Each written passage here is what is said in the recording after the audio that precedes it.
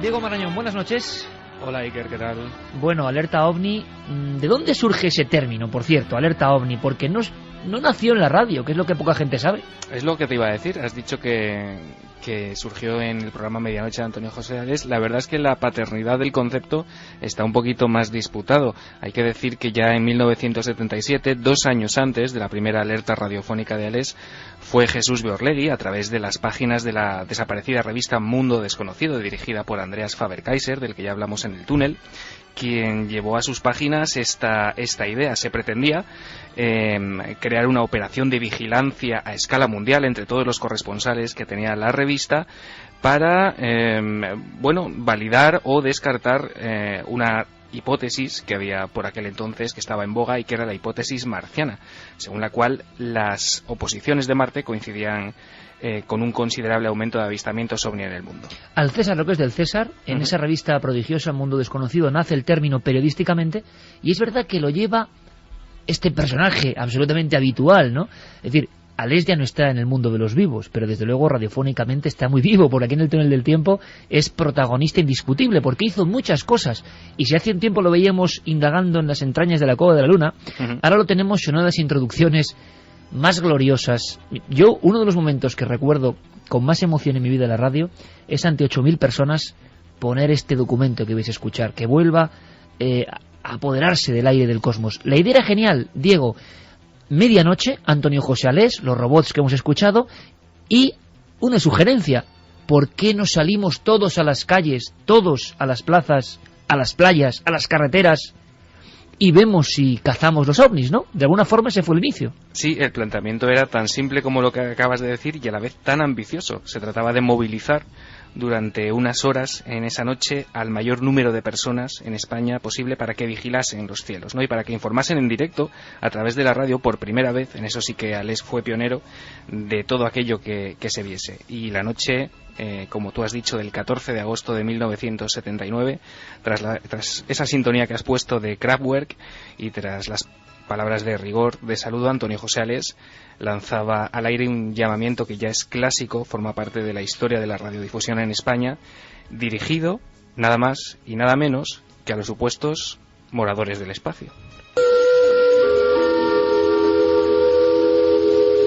Atención, atención, seres del espacio, los hombres de la Tierra os llaman. Es la Tierra entera la que llama. ¿Qué queréis? ¿Podéis hacer algo por nosotros? ¿Podéis ayudarnos a resolver nuestras enfermedades, nuestras guerras, nuestras miserias? ¿Podéis? Sí podéis. Si es así, poneros en contacto con nosotros. Veréis, esta noche, esta precisamente, que es una noche cualquiera, miles de hombres de España, miles de mujeres, miles de niños están ahora con sus ojos clavados en el cielo. Si existís realmente, poneros en contacto con nosotros, porque estamos ya cansados de especulaciones, de teorías, de iluminados y de inconscientes. Decidnos quién sois, hablad, porque el hombre de la Tierra es susceptible, es irritable, y no le gusta que nadie le ande vigilando. La Tierra, este gran planeta, este hermoso mundo, no es todo lo acogedor que debiera, pero son traumas muy graves que nos ha ido dejando la historia. Muchos miles de amigos estarán sufriendo el mismo escalofrío, viviendo y sintiendo algo muy especial.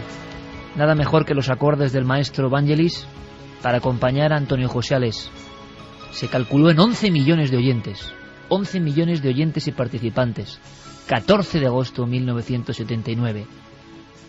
España entera, en plena crisis, por cierto, económica, abandonó sus quehaceres diarios, cotidianos, y con fantasía, con ilusión, con esperanza, con humor incluso, con deseos y anhelos, puso sus ojos en las estrellas.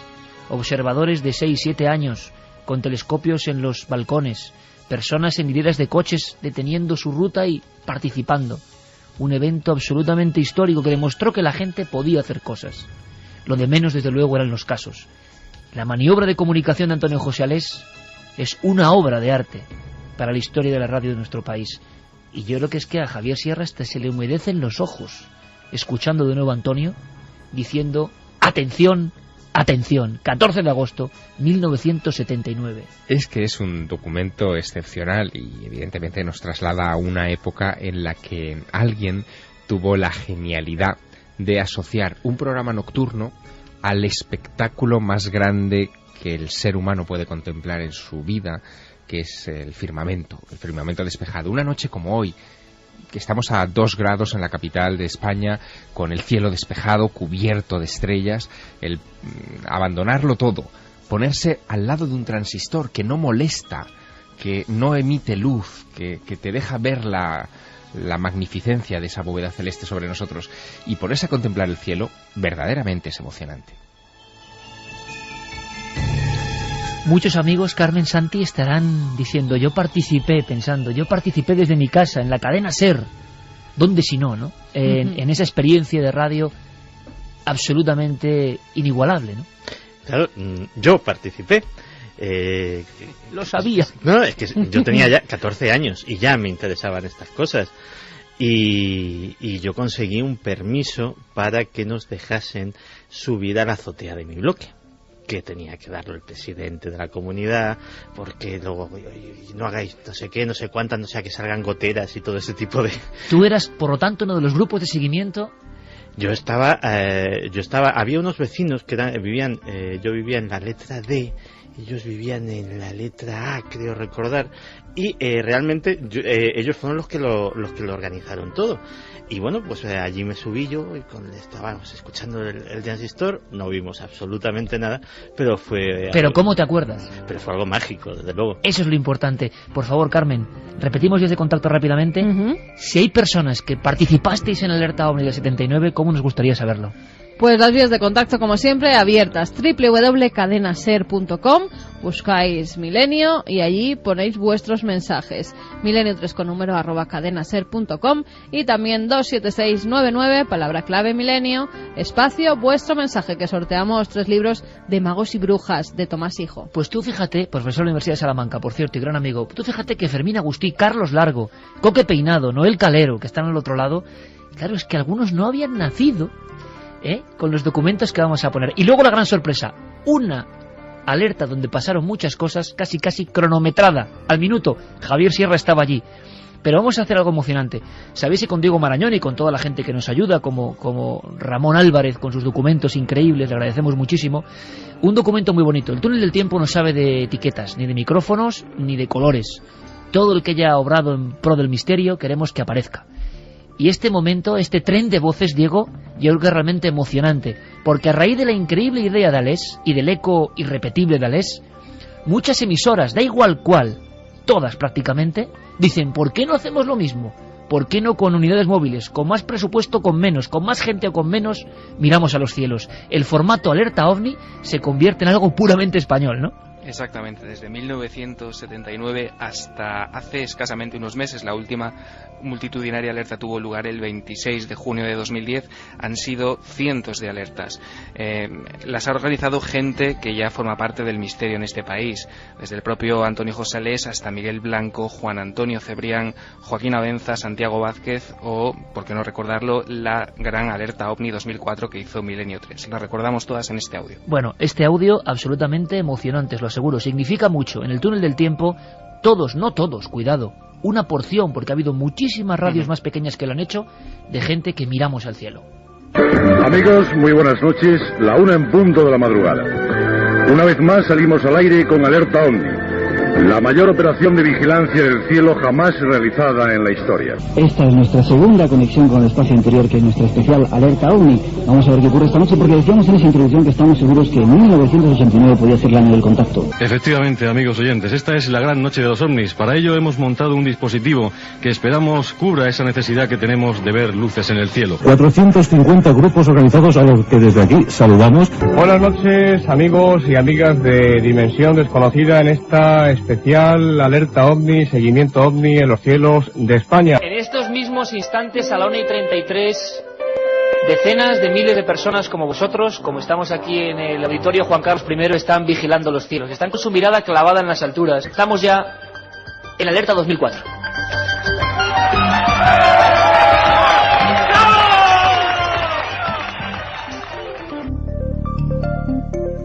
momentos para la historia, momentos que nos emocionan, pero faltan los ovnis, ¿no? Los ovnis son difíciles de ver. No serían estadísticas. Desde luego, de la alerta ovni de Alés, que es un hecho único en la historia de la radio, surge un libro, Alerta OVNI, con cartas, testimonios, la movilización social que solo puede generar la radio de esa forma, la radio nocturna además. Pero claro, ¿han aparecido ovnis? Diego, ¿hemos tenido alertas de alguna forma con premio realmente a tanta perseverancia y tanta vigilancia? Ya lo creo que hemos tenido alertas, desde la primera, como decíamos antes, de Alés, hasta, bueno, yo recuerdo aquella tan multitudinaria que formó Espacio en Blanco en el Teide, en donde se vieron algunas luces. Sí que ha habido alertas con avistamientos, y como tú dices, de hecho, en la primera de ellas, Antonio José Alés y Andrés Madrid firmaron un libro editado por Ediciones V, en el que contaban cómo había sido el proceso, y se incluían los informes de los más de 850 grupos de observación repartidos por toda España, y se contaba que el programa había enviado cuestionarios que esos grupos tenían que rellenar, y bueno, contaban cómo esos grupos y cómo toda esa gente había ofrecido su apoyo a la alerta OVNI. Ya lo creo que ha habido avistamientos. ¿Sí? Bueno, y dibujos de niños en ese libro, pero sí. Veréis, nada tan emocionante, tan vibrante. Yo creo que este túnel del tiempo, ahora mismo la tecnología, cómo ha variado con las alertas OVNI, ¿no? Alertas OVNI con radioaficionados, con documentos por sobre. Escuchad muy atentamente, y aquí lo estamos haciendo. Este documento, este tren de avistamientos, podían ser muy diferentes y muy distintos, pero ¿cómo sonaban? Cuando la radio, con los micrófonos mirando al cielo más que nunca, se veían asolados por algo extraño. ¿Cómo sonaban las diferentes emisoras, además? Una comunicación desde la playa de San Juan de unas personas que dicen: esto no puede ser la luna, no puede ser la luna, es algo distinto a la luna. Y lo que vimos fue una estrella fija en el cielo, aparentemente. En la plaza de Castilla, donde parece ser que esta noche están coincidiendo todas las visitas de objetos volantes. Una especie de meteorito que caía, pero ha salido por detrás, más adelantado, en dirección oeste. De todas formas, hemos recibido también una llamada de Benidorm, en la cual se nos decía que había un avistamiento muy claro, y ha habido llamadas que insistían en el tema. Buenas noches, ¿qué estás viendo? Pues estoy viendo una luz. Mira, y sigue el aparato ahí. Sigue ahí. No se mueve. En el pueblo de Hortaleza, atención unidad móvil que estáis escuchando. Pues estoy viendo un aparato, una cosa como una estrella grande. Mucha atención al público santanderino, 3 objetos de color anaranjado. Se están recibiendo decenas de llamadas, nuestra central está atrancada, no entran más llamadas, nuestras colaboradoras no dan abasto, se están recibiendo muchísimas de toda España. Y el vértice del cono estaba al lado del objeto, y era como si se expandiera. Pues yo la primera idea que tuve era un avión ardiendo o algo similar. Estaba dando un paseo por la avenida de Cervantes en la ciudad de Cáceres y vi una especie de cohete que echaba humo. Ver un objeto color, ¿cómo te diría yo? Pues así anaranjado, que iba en dirección este. Bueno, pues vieron pasar como una escuadrilla de luces a gran altura. Ellos me comentaron que en formación de 3-2, o sea, 3 objetos delante, 2 objetos detrás. Atención grupos de observadores, mucha atención. Repetimos la información. Forma en ala delta, gran tamaño, que se desplaza sin menor ruido y sin luces de ningún tipo. Ahora, no hay que olvidar que en Badajoz ha sido un solo objeto y aquí han sido varios, que su comportamiento era muy irregular. Atención Canarias, repetimos esa noticia. Tanto al sur de Tenerife como en Fuerteventura, una luz discoidal del tamaño de un cuarto de luna llena.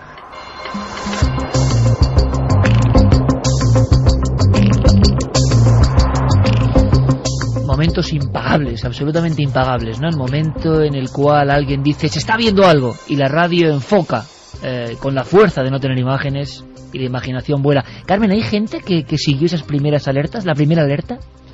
Pues nos están llegando mensajes que dicen que sí, además lo recuerdan perfectamente. Nieves desde Tenerife dice que estuvo en esa alerta y en otra, ya que mi padre era un forofo de Alés y de Jiménez del Oso. Estuvimos en las cañadas del Teide, no vi nada, solo un precioso cielo estrellado. Nos preguntan que para cuándo otra alerta OVNI. Eso hay que montar. Estuve en la de 2004. Bueno, a ver si la cadena SER este año hace algo.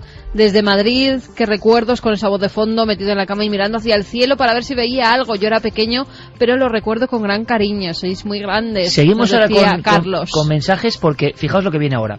Claro, ha habido avistamientos, pero en una alerta en una alerta concreta, como diría Les, en un día concreto, de repente hay la confirmación de la visión de un ser. De un ser, como suena. Muchos estarán preguntando, ¿por qué Javier Sierra está tan callado? Pues ahora lo voy a contar yo. Es que está preparando su material, Radio Nueva, la alerta en la que pasó de todo. La alerta. La alerta, ya está, la alerta. Destacado en la ermita, tú. Sí, sí. Bueno, ahora lo contamos. Ahora lo contamos. Hubo un ser. Esto ocurre en Espacio en Blanco. Nuestro compañero Miguel Blanco tiene el honor, no sé si hay algún otro caso con visión de un ser, y otro mítico, Luis Jiménez Marguenda, otro mítico de las ondas y el levante español, que habla de unos testigos muy asustados y un humanoide así, a lo claro. Diego. Sí, ocurrió el 25 de junio de 1988, fue un año antes de la gran alerta del Teide, y esto que nos cuenta Luis Jiménez Marguenda, fallecido ahora hace unos 10 años, ocurrió en la Sierra de la Carrasqueta. Se habla de un encuentro con un humanoide, de incluso la alteración del factor tiempo, y de unos testigos que no tienen ninguna intención de hablar a los micrófonos de Espacio en Blanco. Documento único en la historia, en 88. Nos vamos a Alicante, Luis Jiménez Marguenda. Luis, ¿nos escuchas, Luis? Sí, os escucho. Han llegado un par de muchachos corriendo porque no podían conectar con nosotros. Parece ser que los avistamientos se producen, pero ellos no quieren hablar, están muy nerviosos. Han llegado muy agitados y están aquí, pero no se atreven a hablar. Y una de las llamadas que hemos recibido hablaba de un humanoide en la zona de donde se ha producido este caso concreto. Un ser que dice que lo han visto, que son varios automovilistas los que lo han visto. Una persona que dice que tenía unas características un poco extrañas, pero que era exageradamente alta. Varios automovilistas, un ser exageradamente grande, y Santiago Camacho alucinando diciendo, esto es muy grande, esto es muy grande. Pero mucho, o sea, es grandísimo. Y esto al humanoide. Sí, sobre todo hacer una alerta ovni y encontrarte con un humanoide. Es que es genial. Ya es casualidad, es ¿no? genial, es genial. Pues la verdad es que, ¿en qué acaba esta historia? Porque me tenéis absolutamente Bueno, en pues ascuas. escucha, Santi, escucha, porque reporteros, ha habido todo tipo de reporteros. Yo creo que aquí es mejor no decir nada, Diego. Ha habido reporteros de toda catadura y calaña, lo digo por uno mismo, y os va a sorprender. Sí podemos decir la alerta en la que se produce esto. Otra gran alerta con movilización total de Juan Antonio Cebrián, que ocurre algo con Cebrián que es muy curioso. Quizá no con Alés, que está más lejano en el tiempo, y estamos resucitando constantemente en la radio, pero cuando uno escucha, por ejemplo, a Fernando Jiménez del Oso, o a mí me pasa, no sé a vosotros, con Juan Antonio Cebrián, bueno, que parece que sigue ahí, ¿no? Que no ha cambiado nada en la vida y que sigue ahí, ¿no? Y eso quizás es lo mejor que puede pasar. Sí, uno siente un escalofrío y mucha emoción, la verdad. Ocurre en la alerta de 1997, esta formación de reporteros, ¿no, Diego? No desveles, pero ocurre ahí. Sí. A comienzos del verano, el 5 de julio del 97, Juan Antonio Cebrián y Onda Cero organizan una alerta ovni con un título rotundo y sonoro, La noche de los cazadores de ovnis, lo llamaron. 5 horas de programa en fin, llegaron a reunir a unas 50.000 personas en distintos puntos de España, y como dices, allí estaba prácticamente todo el mundo que tenía algo que decir en el panorama del misterio en España. Y hasta los que no tenían nada que decir también estaban. Exactamente, vamos a escucharlo. Vamos a ver, Iker, te paso con Iker. Estamos con Iker Jiménez, a ver qué ambiente nos refleja. Míralo, ya están por ahí gritando. Hay aquí expectación, Juan Antonio, ¿qué tal estás? Muy bien, Iker, ¿qué me puedes contar? Pues la verdad es que el ambiente es precioso, un montón de gente sentada en un amplio césped, buscando con su mirada el cielo y esperando que realmente, aparezca lo que sea. La verdad es que hay un ambiente de camaradería, de ilusión, de compañerismo absolutamente increíble, Juan Antonio. Una experiencia que de verdad invitamos a la gente a que se acerque hasta aquí porque merece la pena, de veras. En cuanto se produzca cualquier noticia, estamos en contacto. Gracias, Por Iker. supuesto, un abrazo. Nos vamos a Onda Cero Valencia, en la playa de la Malvarrosa. Pablo Motos está con un gran despliegue allí, está rodeado de marcianos, tiene aducidos, tiene uno de Saturno. Pablo Motos, buenas noches. Buenas noches desde Valencia. No te cuento. Sí te cuento. Tengo a mi derecha una antorcha enorme. A mi izquierda tenía que estar otra que se nos ha corrido, pero también la tenía que tener. Y lo que tengo es muchísima gente alrededor esperando a que esta noche algo suceda, aunque, hombre, realmente...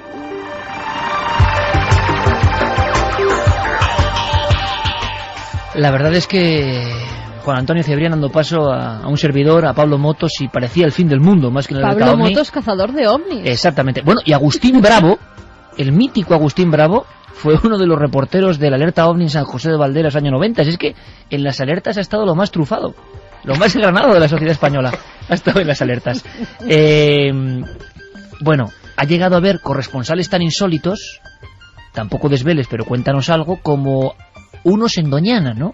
Sí, un grupo que, según Alés decía, era el grupo más extraño o insólito de todos los que estaban vigilando las noches en 1983. En concreto, la noche del 14 de agosto. Era una de las primeras ediciones después del 79 de Alerta OVNI.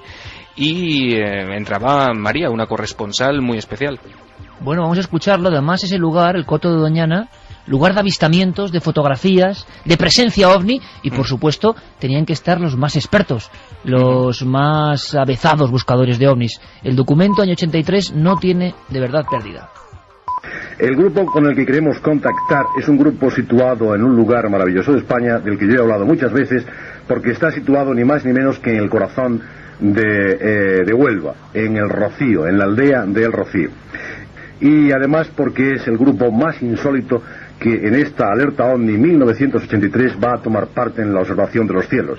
Ellos no van en coche, ni llevan antenas, ni llevan cámaras fotográficas. Ellos caminan por las inmediaciones del coto, por las estribaciones, van a caballo. Un grupo de chavales a caballo. Buenas noches. Hola, buenas noches. ¿Cómo te llamas? Yo, María. ¿Y qué cuentas, María? Pues que hay una niña que le pasó hace una semana una cosa de un ovni. Ah, sí. Oye, ¿tú quién eres? ¿Yo? Sí. Yo tu hija. Gracias, María, gracias. Adiós, papá. Adiós, hija, adiós. Hasta que vuelvas a Madrid. Muchas gracias. Mi hija representándome perfectamente, creo yo, en el Coto de Doñana. Yo no puedo estar allí, pero ellos me representan perfectamente. Los casos, ¿dónde? ¿En qué provincias? Esto es un recuerdo espiritual de lo que ha sido las alertas OVNI, donde padres e hijas, donde reporteros más o menos descerebrados, y hablo de mí, donde personas de la más diversa condición, provincia, lugar, creencia, se unieron en algo que solo puede dar la radio. Y yo creo que eso es lo bonito, ¿no? Y lo que estamos recordando. Era la hija de Alés, en un grupo a caballo yendo por las marismas de Doñana. Qué bonito documento, y que le gustará mucho a Alés allí donde esté.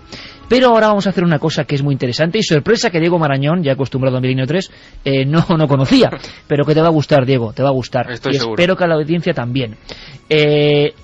Una alerta donde pasaron muchas cosas, Carmen. Vinaroz. Radio Nueva. Mira, es que no vas a decir nada, Javier, vamos a poner el primer corte. Solo dime la fecha, por favor. Bueno, la fecha, hay que ponerse el traje de crononauta y viajar atrás en el tiempo a 24 años atrás, al 18 de septiembre de 1987. Servidor tenía 16 años y ya empezaba a hacer sus cosas extrañas en la radio. Suena un reloj, porque vamos a seguir en disección una alerta OVNI en la cual pasaron muchas cosas. Comenzamos. Y si te parece que pasa una de las personas... Bueno, parece que está pasando algo, Iker. Sí, cuéntanos, Miguel. Pues...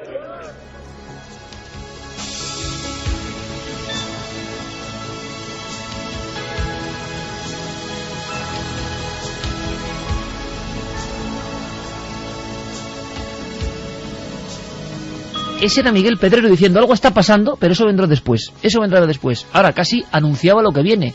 Miguel Pedrero, año 2004, era consciente de que lo de Radio Nueva era muy fuerte. Tan fuerte como para escuchar a Jerry Conga.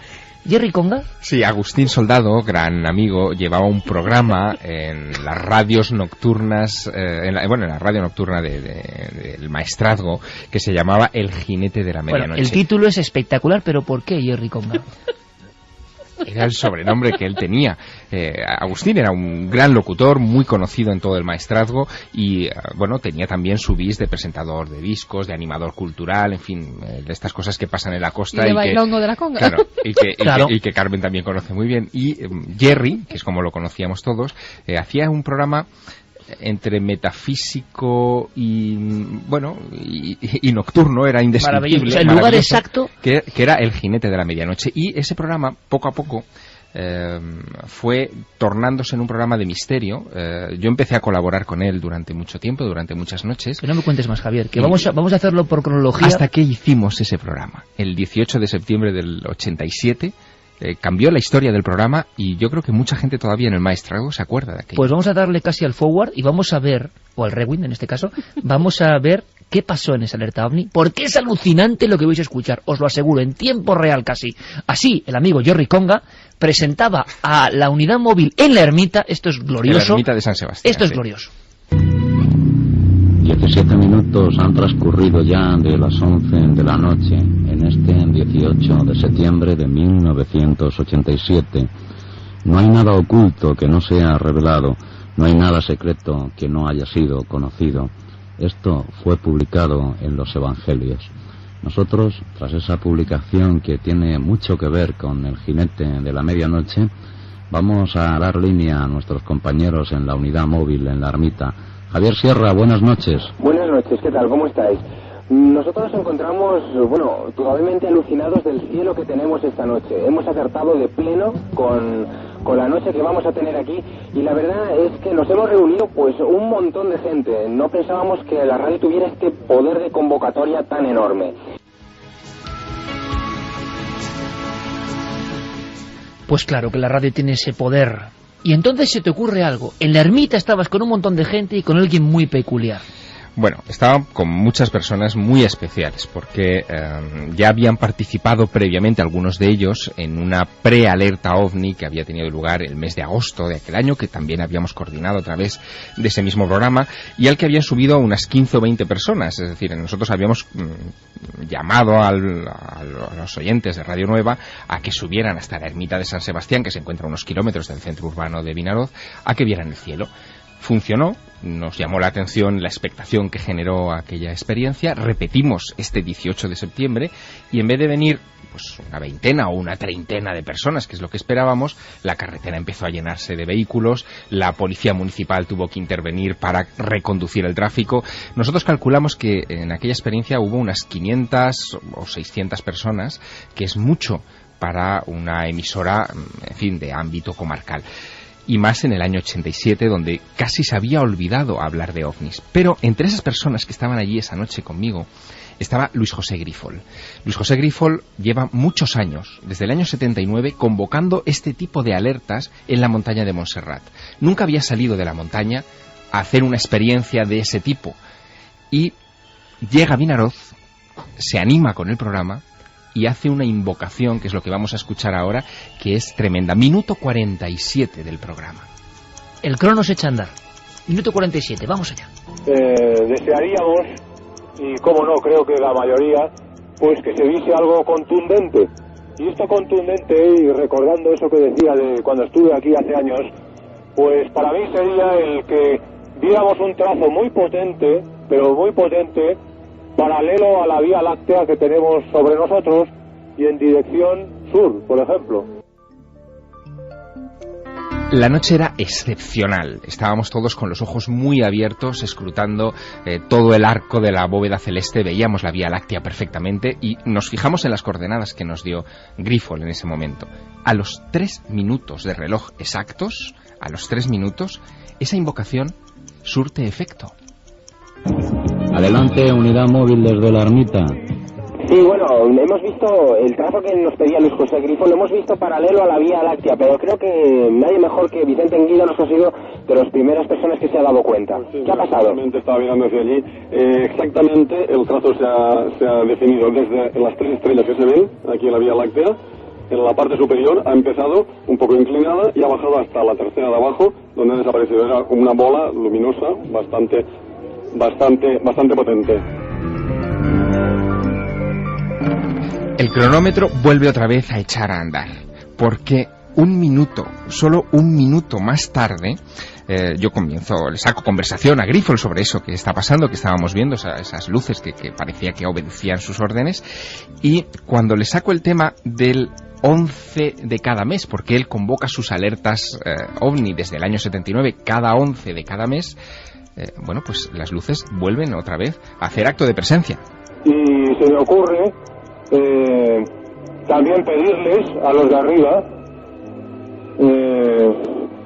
a ver si aceptan hacer una demostración al estilo de cómo la pueden efectuar, es decir, encendiendo un foco simplemente encendiendo un foco potente en posición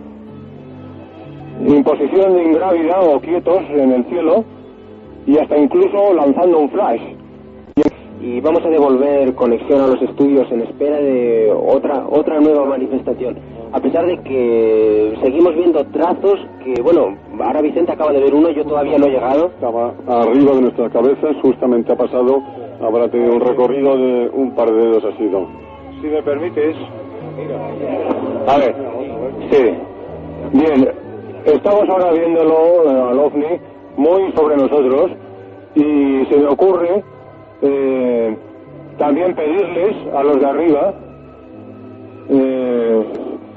a ver si aceptan hacer una demostración al estilo de cómo la pueden efectuar, es decir, encendiendo un foco, simplemente encendiendo un foco potente en posición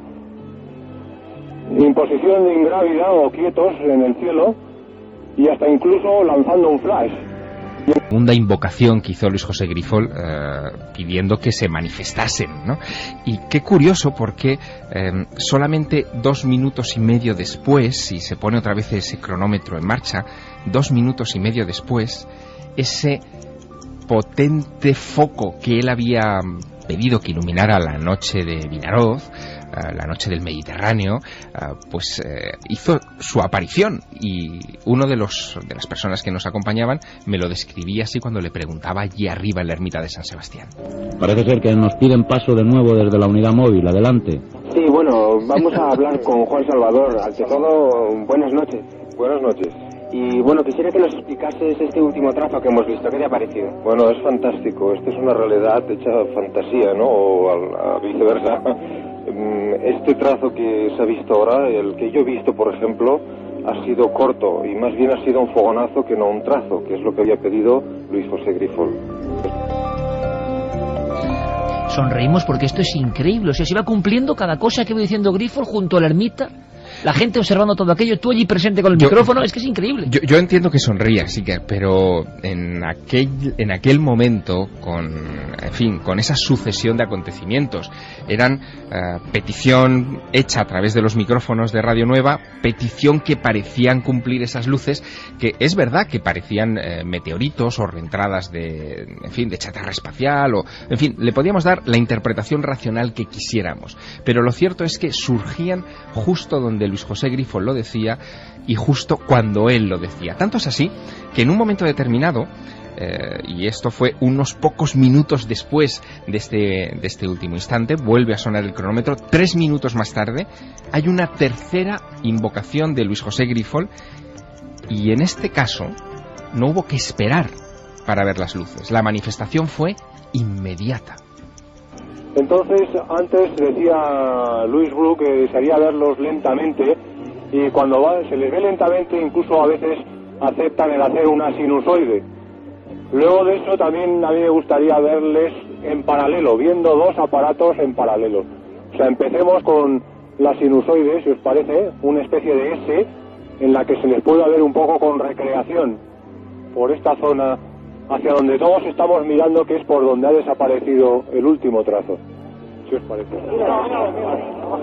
Y lo han visto, lo hemos visto de nuevo, pero de una manera casi inmediata. ¿Por qué esa inmediatez?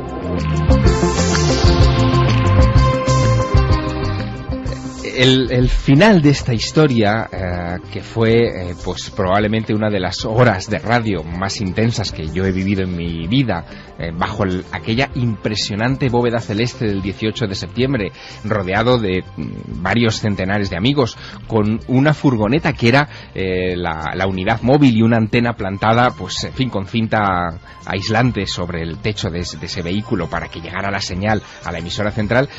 Bueno, el final de esa historia es sorprendente, porque Luis José Grifol hace un pronóstico o un anuncio que a mí me deja perplejo. Sobre todo me dejó muy perplejo porque me quedaba 1 hora más de radio por hacer, y de repente él dijo que aquel espectáculo cósmico que nos estaban dando los ovnis, se iba a acabar. Lo dijo así, Iker, atento.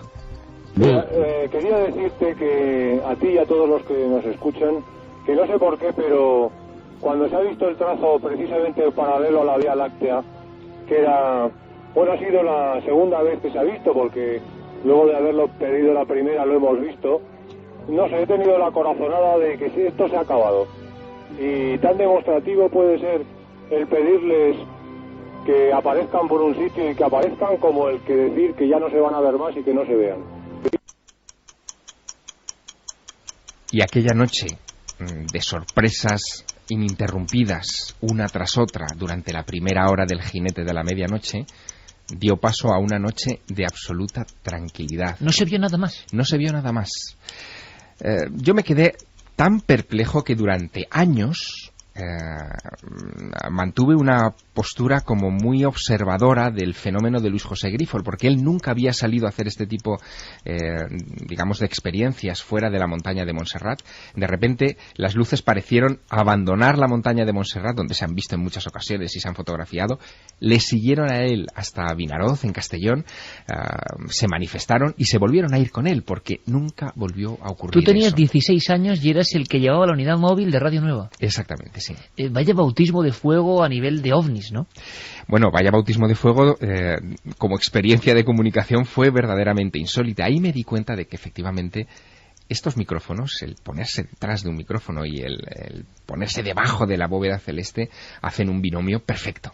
Historia, Diego, hemos querido con este homenaje con cortes y cronómetro hablar de tantos y tantos programas locales, ¿verdad? Programas como el de Joaquín Abenza, tantos otros amigos que han seguido haciendo alertas OVNI y que han motivado una repercusión local impresionante. Pero un instante que nosotros no podemos olvidar, en voz que antes aparecía de forma casi sutil, ya verás que recuerdos, Carmen, cuando escuches esto. Año 2004, la alerta de Milenio 3, también hay que mencionarla, evidentemente. Y también tuvimos sorpresas. Primero, por el eco. Segundo, por algunos momentos absolutamente impagables que también van a hacer recorrer pues un escalofrío, ¿no? El cuerpo de muchos oyentes, imagino, Diego. Sí, ocurrió el 25 de junio de 2004 en la alerta de Milenio 3, que congregó a unas 8.000 personas que acudieron a la emisión en directo, y entre los corresponsales que estaban desperdigados por España estaba Miguel Pedrero. Estaba en el Monte de la Espenuca, en Betanzos, y desde allí, a eso de las 4:15 de la mañana, ocurría esto. Y si te parece, te paso una de las personas. ¿Qué pasa? Bueno, parece que está pasando algo, Iker. Sí, cuéntanos, Miguel. Pues, ¿dónde? ¿Qué? Bueno, está pasando algo conmigo ahora mismo. El Monte de la Espenuca, en Betanzos. Guau. Me están diciendo. Sí. Una luz.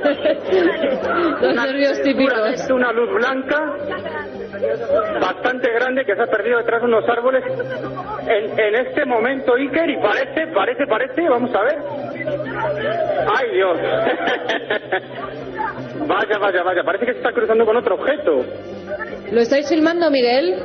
¿Hay alguien con cámaras filmándolo? Pues no lo sé si alguien tendrá cámara por aquí, Katia, o Carmen, perdón. Cámaras fotográficas, cámaras de vídeo rápidamente, porque vamos, yo creo que eso es esencial. Sacar cámaras si tenéis por ahí. No, ha desaparecido esto. ¿Dónde? Bueno, está ocurriendo ahora mismo, estamos escuchando, vía abierta con Galicia. ¿Alguna recomendación, Javier, para esta gente? Que tengan cuidado con los bromistas. También. Que también es posible. Por cierto. Que haya grupos agazapados. No era mucha altura, ¿verdad? Bueno, sí, quizás bastante alto,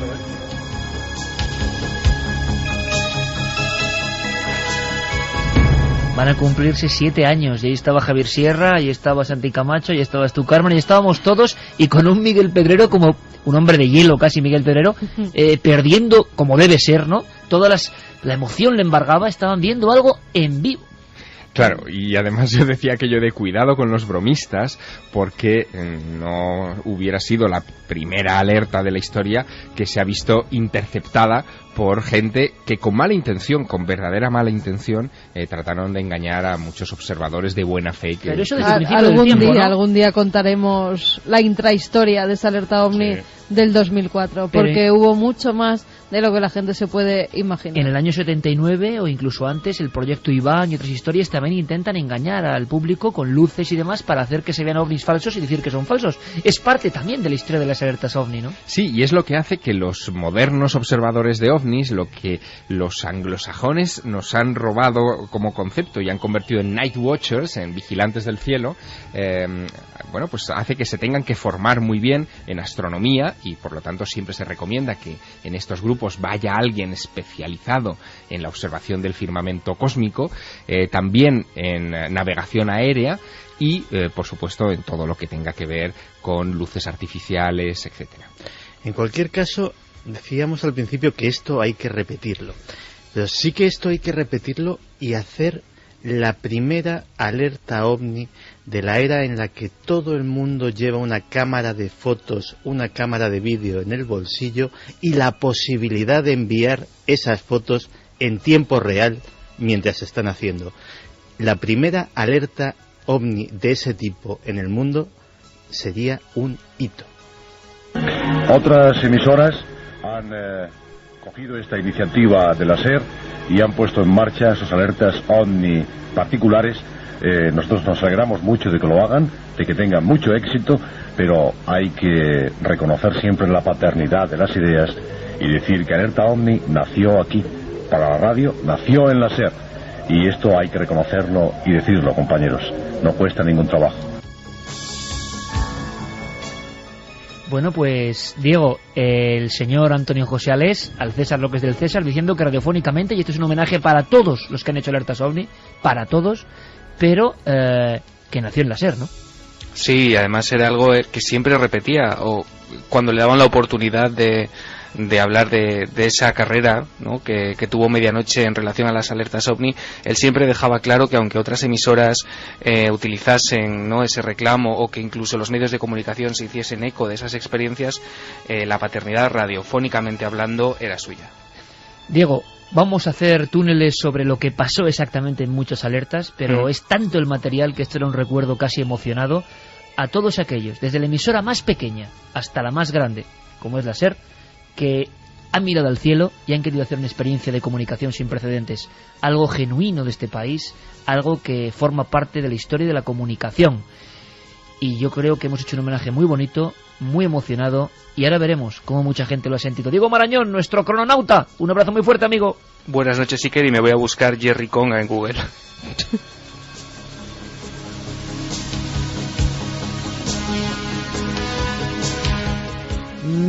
Mítico absolutamente a partir de la Jerry Conga y su jinete de la medianoche. Le damos cobertura a partir de ahora. Fue un programa muy longevo, estuvo muchos años en antena y la verdad que seguro, vamos, estoy convencido que muchos oyentes de Milenio 3 que son noctámbulos y que escuchan la radio a estas horas intempestivas se acuerdan.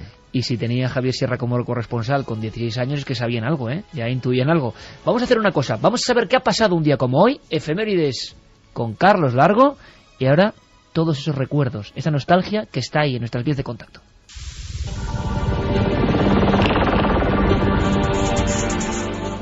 ...6 de febrero de 1748... nace Adam Weishaupt, fundador de los Illuminati, sociedad secreta a la que por su enorme poder quedaron vinculadas numerosas conspiraciones. Concibió la idea de fundar una escuela secreta de sabiduría donde jóvenes intelectuales de gran talento pudieran acceder a áreas del conocimiento prohibidas por el clero en las universidades alemanas y poco a poco ir acaparando áreas de poder más extensas.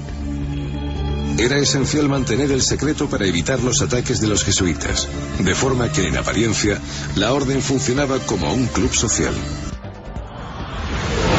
6 de febrero de 1833, Samuel Morse presenta en sociedad uno de los inventos pioneros de la comunicación, el telégrafo.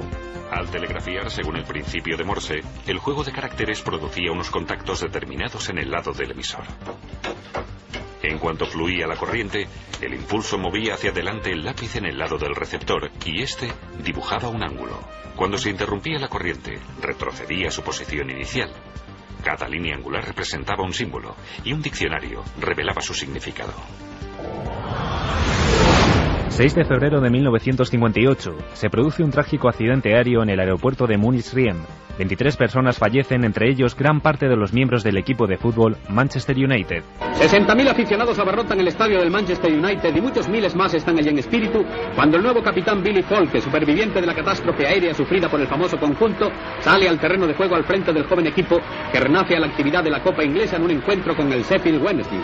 Folke recibe de un alevín balompédico la moneda que ha de darle la suerte de elegir terreno, mientras las cámaras fotográficas recogen el testimonio del acto. Otro jugador que logró salvarse del accidente, el portero Harry Gregg, es ovacionado por los espectadores. Con 2 supervivientes, 2 nuevas figuras incorporadas de otros clubes y 7 jóvenes reservas, el Manchester se lanza en pos de la victoria. 6 de febrero de 1983, el exoficial nazi Klaus Barbie es trasladado a Francia para ser juzgado por sus crímenes tras ser detenido en Bolivia. Pero eso es una barbaridad. No he tenido en absoluto nada, ni físicamente ni políticamente, con los paramilitares, ¿no? Porque los 30 años que yo vivo tanto en el centro me dediqué, traté de no mezclarme o introducirme en la política boliviana, ¿no? 6 de febrero de 2005, la efeméride de Milenio 3. La nave del misterio repasaba la historia de la transcomunicación. Entre los episodios seleccionados abríamos el programa con la misteriosa experiencia del cantante de ópera Friedrich Jürgenson, del que escuchamos ahora su voz. Juanma Frasquet en la nave del misterio nos va a poner esta voz que es de un documental, uno de los últimos documentales a los que puso voz el mismo productor y realizador. Luego os digo de quién se trata, porque estoy seguro que más de uno que siga estos asuntos va a sentir un escalofrío.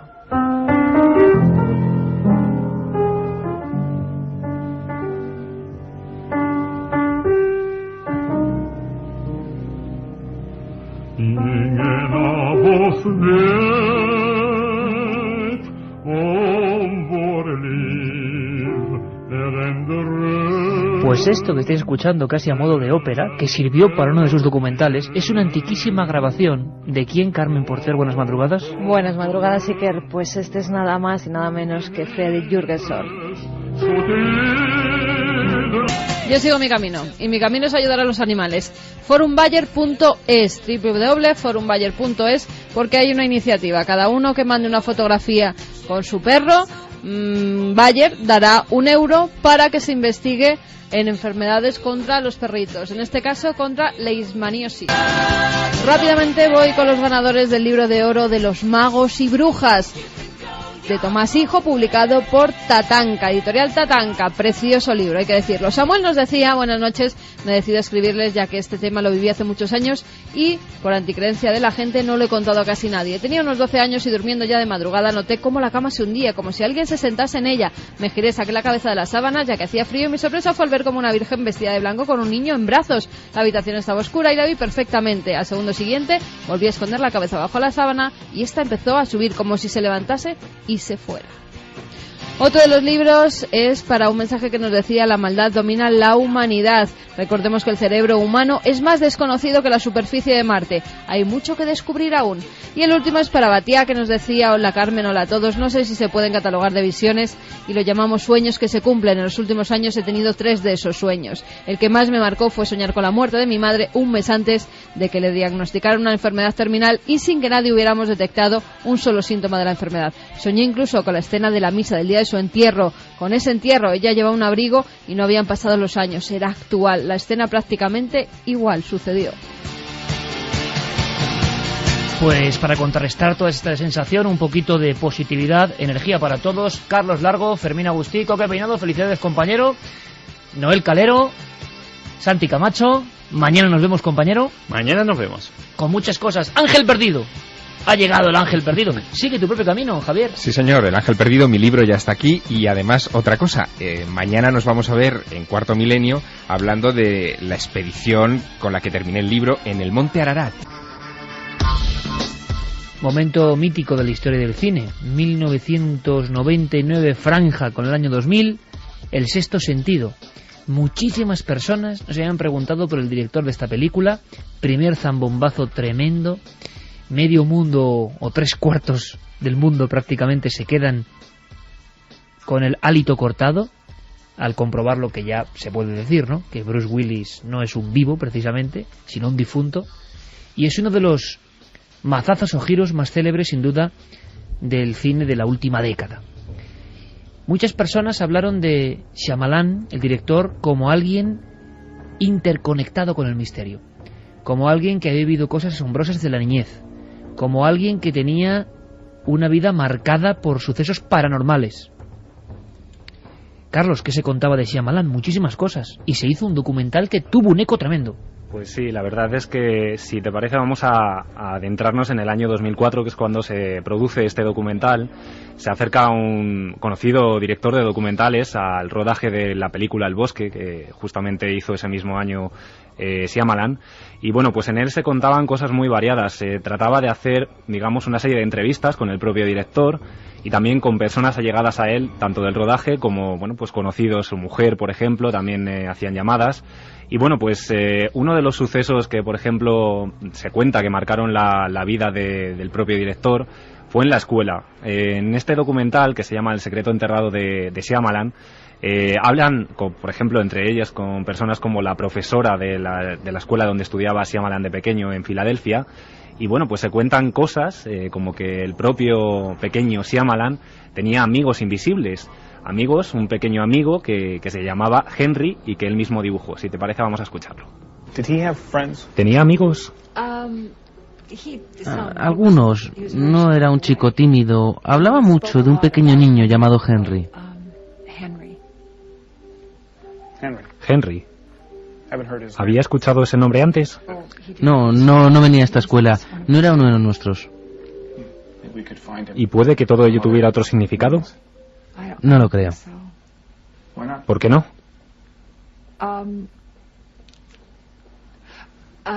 Monag hizo para mí un dibujo de él. ¿Quieres verlo?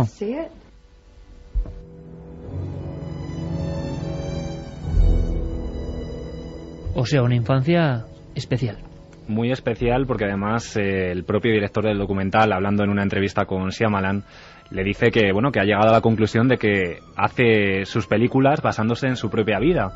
Que, por ejemplo, El sexto sentido se basaba en esta historia de este pequeño niño que veía muertos, y efectivamente, pues Henry... O sea, que era un autorretrato de alguna forma, una biografía enmascarada de ese niño que se hizo famosísimo viendo difuntos. Eso es, pero no solo El sexto sentido, porque también, si recordamos, por ejemplo, dos películas, La joven del agua, que fue posterior, e incluso la propia Señales, que se produjo después del Protegido, también había un elemento, el agua, que mataba a los extraterrestres. Pues Shyamalan en este documental se cuenta que tenía ese factor miedo, digamos, al agua por un evento que tuvo lugar cuando tenía 10 años. Al lado de la casa de Filadelfia, digamos, donde vivía, que era donde veía a este niño, a Henry, se produce un evento que le marca para toda la vida, según este documental. Tiene 10 años, está con una amiga, una antigua amiga del colegio, al lado de un pantano helado, era invierno, y justamente Shyamalan se cae a ese pantano helado. Se sumerge, está durante unos cuantos minutos sin sentido, cae en un estado de coma, y bueno, pues tiene experiencias que nos va a contar Cecilia, que es la compañera de escuela que le acompañaba en esos momentos. Él tenía como 10 años cuando todo ocurrió. No lo recuerdo de manera exacta, pero él cayó dentro del pantano helado y tuvo que ser rescatado.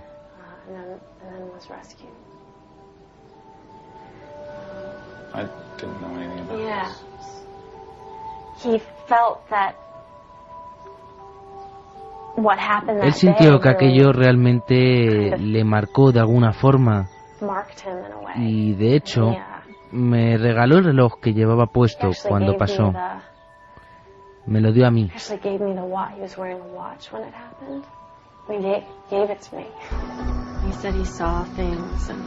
Me dijo que había visto cosas.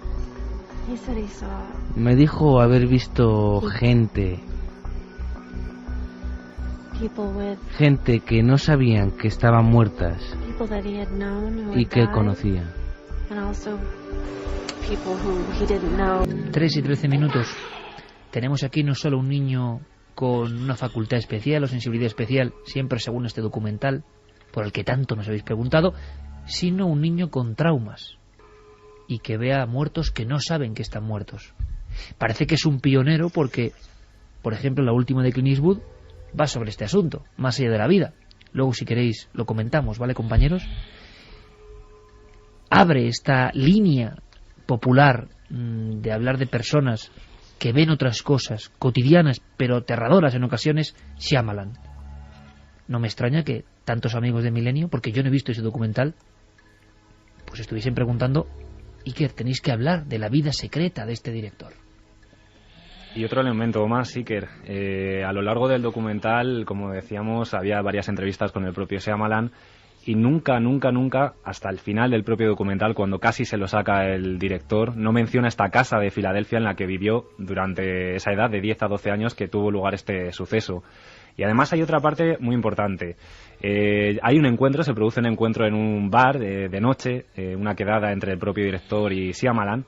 Están jugando al billar y bueno, se acerca una fan de Shyamalan, le pide hacerse una fotografía con él y bueno, pues es una Polaroid, con lo cual tiene esa fotografía instantánea.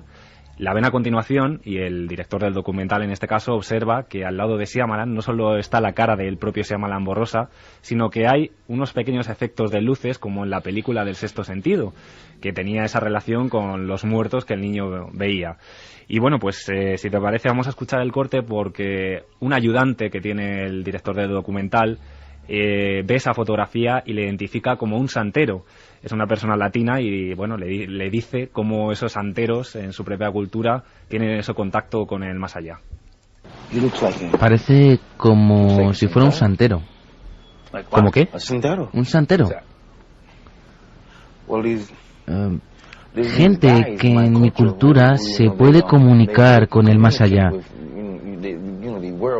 con espíritus de gente muerta, y cuando tú los ves se parece mucho a lo que vemos en esta fotografía. ¿Lo dices por la luz? Sí, toda la luz de él.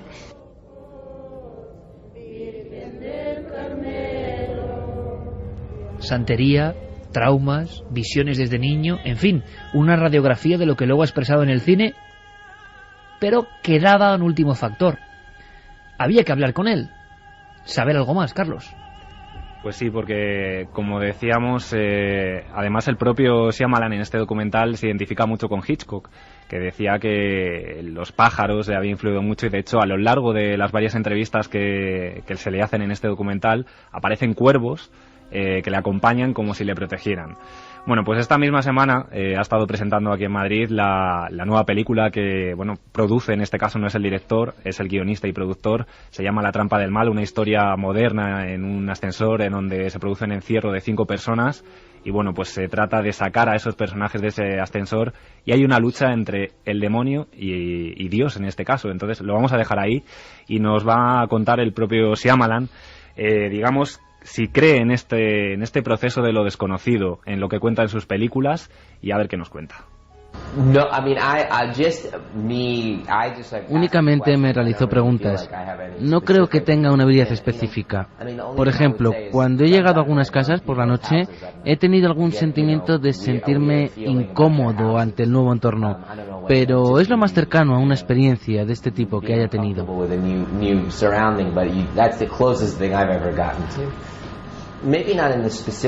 No en los temas específicos que desarrollo en las películas, pero sí pienso que no sabemos casi nada de algunas cosas.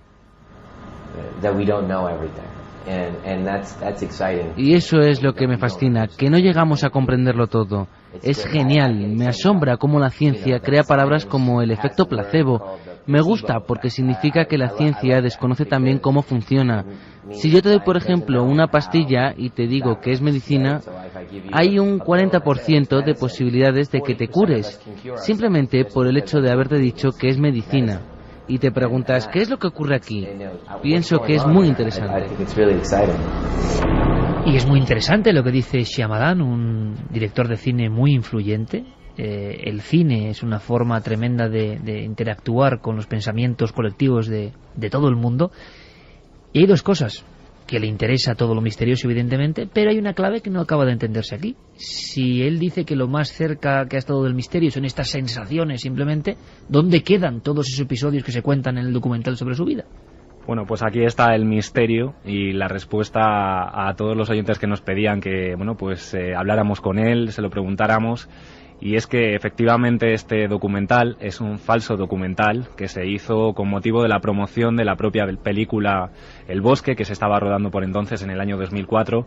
Y de hecho, cuando se emitió en el canal Science Fiction Channel en Estados Unidos, provocó una alarma en toda la gente que lo vio, porque se pensaba que el propio Shyamalan era, bueno, pues este tipo de persona que había tenido una infancia muy cruel, muy dura, que tenía este contacto con los muertos, y bueno, pues tuvo que salir al paso una propia directora del canal para afirmar que lo sentían mucho, que haber provocado toda esta alarma, pero que se había tratado una campaña de marketing guerrilla, como ellos lo llaman, para promocionar esta película. Y bueno, de hecho, le preguntábamos al propio Shyamalan en nuestro encuentro que, bueno, pues si le había pasado algo extraño durante algún rodaje, como hemos contado en miles de rodajes, como El Exorcista, Poltergeist, y bueno, pues decía que no grandes cosas, pequeñas cositas, pero hay una que nos ha llamado mucho la atención y que nos la va a contar él mismo. Es mucho más cercano a cosas pequeñas, como por ejemplo, cuando cada vez que mirábamos el reloj, mientras estábamos rodando una película, y siempre marcaba las 11:11. Eso nos ha ocurrido un montón de veces, y siempre nos hemos preguntado qué significaba.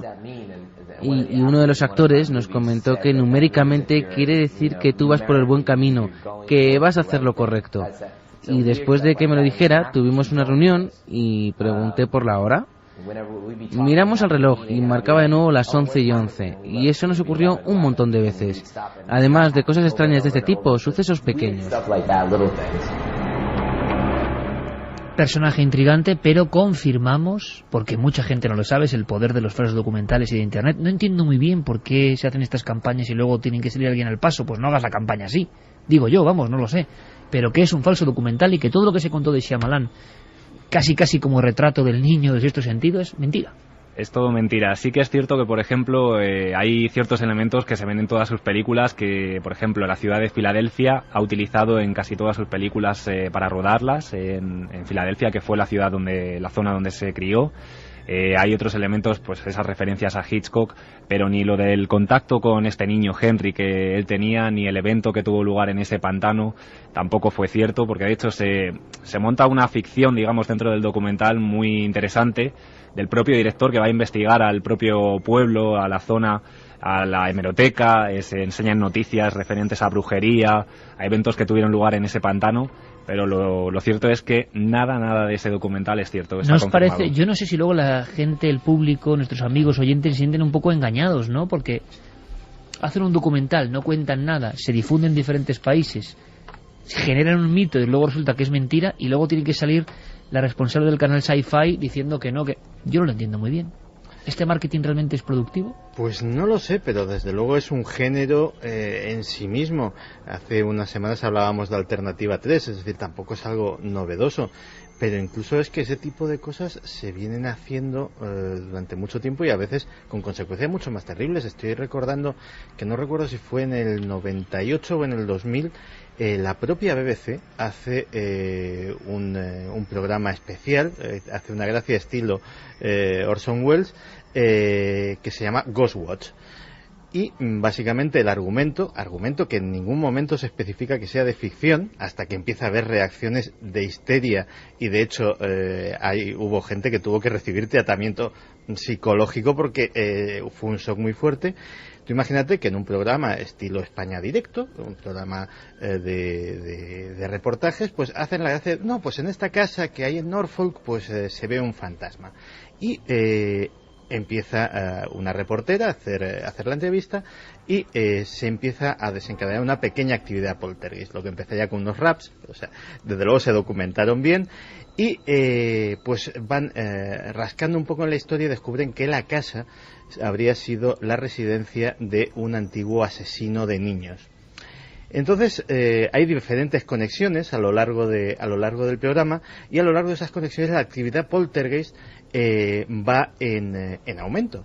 Cada vez los efectos especiales son más espectaculares, hasta que interviene un conocido parapsicólogo, entre comillas, previniendo de que por favor dejen eso, porque lo que está haciendo es una especie de sesión de espiritismo a nivel nacional, que toda la gente está involucrándose en aquello y no están haciendo más que dar fuerza a la entidad.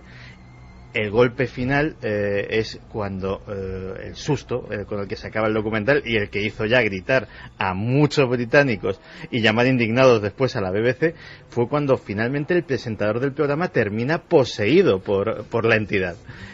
Pues estamos hablando de la BBC, que es una de las instituciones teóricamente más serias y prestigiosas en el mundo de la comunicación. Más británicas. Efectivamente. Pues una productora que quiere hacer una promoción, pues imagínate las tropelías que puede hacer. Yo por lo menos no me prestaría a hacer una cosa sobre mi biografía contando mentiras para luego confundir a la gente. Yo no lo acabo de entender muy bien. Yo recuerdo que en nuestro país incluso salió publicado un libro de una reportera que había estado en un programa que se emitía aquí a nivel nacional en una de nuestras televisiones, donde decía que en varias ocasiones la habían llevado a sitios presuntamente encantados y que la mayoría de las veces lo que hacían era un montaje donde ella salía corriendo, la hacían salir corriendo, la hacían salir llorando, que había oído cosas, que había visto cosas. Entonces también tengamos cuidado cuando reporteros, entre comillas, se meten en sitios donde supuestamente pasan cosas y realmente no pasa nada. Nosotros cuando pasan lo contamos y cuando no pasa también lo contamos, porque la mayoría de las ocasiones hubo una época no pasa en que nada. a ciertos programas le pasaba siempre. Sí, por eso. Que es extraño, que es raro. Ahora, lo cierto es que después de Shyamalan, sorprendente, por ejemplo, de Clint Eastwood, que ha cogido el testigo, y desde luego nosotros vimos la película y, bueno, no sé, es como para recomendarla, compañeros, ¿qué creéis? A mí me ha dejado muy impresionado. Más allá de la vida, sí, muy muy recomendable. Sí, más allá de la vida, lo que recoge básicamente es la necesidad que todos y cada uno de nosotros tenemos por encontrar respuestas y por saber qué es lo que le ha pasado a nuestros seres queridos cuando han traspasado el umbral. Y está recogido con tal sensibilidad y con tal acierto que la verdad a mí me ha confirmado en la idea de que Clint Eastwood es uno de los grandes cineastas de nuestros tiempos, que Steven Spielberg, que es el que está detrás en la producción, va a dejar una huella en el inconsciente colectivo de este planeta tremenda, porque ha tocado todos los grandes asuntos que nos conciernen, y esta película desde luego es de las que merece la pena verse. Y no es por nada, pero Shyamalan, que empezó con ese con ese fulgor espíritu de estrella también, con el sexto sentido, en fin, yo digo lo que pienso. No sé, las últimas películas parece que eso es como una especie de cuesta abajo, dicen algunos, a mí podría estar de acuerdo con eso. Quién sabe, si a veces prestarse a hacer algunas cosas luego tiene su pago o no, no lo sé, pero en fin, lo que es auténtico, y esa es la impresión que me he tenido con la película de Clint Eastwood. Hay Última Hora de Egipto, por cierto, la gente, nuestro público está muy impactado con lo que está ocurriendo, y hay noticias bastante inquietantes que tienen que ver con el fuego. Javier, Carmen. Sí, hay novedades respecto, por ejemplo, al cuartel de la policía que se encuentra más cerca de la meseta de Giza y que todos hemos visto en alguna ocasión subiendo esa cuesta. Había que ir ahí a pedir el permiso para subir a la... Efectivamente, pues ese cuartel ha ardido, según acaba de informar la BBC. Y que está ahí justo al subir las pirámides. Sí, efectivamente, ese, el que tú conoces. Bueno, y parece que también ha habido problemas con algún hospital, en concreto el hospital del barrio de Abasilla ha sido saqueado, ha habido varios asaltos y los médicos han terminado fabricando cócteles Molotov para defender el edificio. Eso también está sucediendo. Los médicos defendiéndose. ¿Y dónde están la seguridad? La seguridad está protegiendo los edificios del gobierno en estos momentos, y parece que también algunos de los monumentos. Hay tanques protegiendo las carreteras de acceso a Giza. Yo no he podido ver todavía ninguna de esas imágenes, pero los cables, las informaciones que están surgiendo hablan de tanques protegiendo la meseta de Giza y la zona de las pirámides. ¿Qué escena? Sí. Tanquetas frente a las pirámides, es que me parece... Y Nile TV, que es la televisión nacional, informaba también hace apenas una hora que son al menos 1000 los presos que se han fugado del penal de Al-Fayum, que es un oasis. Donde las famosas pinturas de esos retratos tremendos. Efectivamente. Pues en ese oasis de las famosas ocas de Al-Fayum y otras pinturas importantes, y donde hay pirámides también, hay una gran institución, un gran edificio penitenciario. Se han fugado 1000 presos. Ha habido varios funcionarios que han sido asesinados por estos presos. Y bueno, hay una situación de desconcierto. Las noticias son quizá magnificadas también, porque hablan también de que en la Plaza del Tahrir ha vuelto la calma. que muchos se han retirado para descansar, diciendo que por la noche no va a haber ningún funcionario que escuche sus protestas, y parece que esa zona se está tranquilizando un poco, pero desde luego esto va a continuar mañana, no es algo que desaparezca en estas horas. Sí, parece que está todo un poco más calmado, ¿no? Cuando la noche llega parece que todo se ha calmado. Están diciendo que no viajen a Egipto, ya empiezan a decir que por favor, que no vaya gente hasta allí. Y incluso nos mandaban, Iker, algunos de los oyentes, el plan de acción de los activistas que han traducido al español y que era como presuntamente se coordinaban las protestas en Egipto. Siempre con toda la prudencia, ¿no? Sí, por eso te digo que nos lo ha mandado un oyente diciendo cómo tenían que vestirse para ir a las manifestaciones, cómo tenían que usar los sprays para defenderse de la policía, cómo tenían que preparar sus coches, lo que tenían que llevar en los tubos de escape, los carteles que tenían que hacer y lo que tenían que poner, cómo diseminar la información digitales en todo esto. Totalmente. Además decían que no distribúyalo por mail o imprímalo o saque fotocopias. Le pedimos que no use Twitter o Facebook porque estos sitios están siendo monitoreados por el Ministerio del Interior. Y luego también esa subconspiración, ¿no?, de que los poderes ya se han hecho con las redes también en esos lugares. Pues sí, la verdad es que estoy viendo el folleto en cuestión y es una cosa absolutamente magnífica de lo bien hecha que es. Básicamente recuerda mucho a otro tipo de folletos como el libro de cocina del anarquista, que son, digámoslo así, libros o manuales de guerrilla urbana, en los cuales pues se dan consejos pues de cómo enfrentarse a las fuerzas antidisturbios, de cómo moverse por las calles cuando esas fuerzas antidisturbios te están intentando rodear, etcétera, etcétera. Pues algunos de esos consejos parece ser que en esta versión egipcia los han sacado, los han traducido al árabe, han dado unas pautas muy sencillas y muy icónicas, todos son con grandes ilustraciones, pauta sencilla, no son más de 10 o 12 páginas, digámoslo así. Y la verdad es que demuestra que hay un alto grado de organización. En cuanto a lo que está sucediendo con los presos, con la policía y tal, es que hay que recordar, o hay que tener en cuenta que ahora mismo en Egipto no hay policía. No queda un solo policía por las calles. Es el ejército el que está intentando controlar la situación, porque parece ser que el ejército, la policía es básicamente una de las instituciones más odiadas por el pueblo egipcio, entre otras cosas porque es en lo que se ha basado la represión del régimen de Mubarak.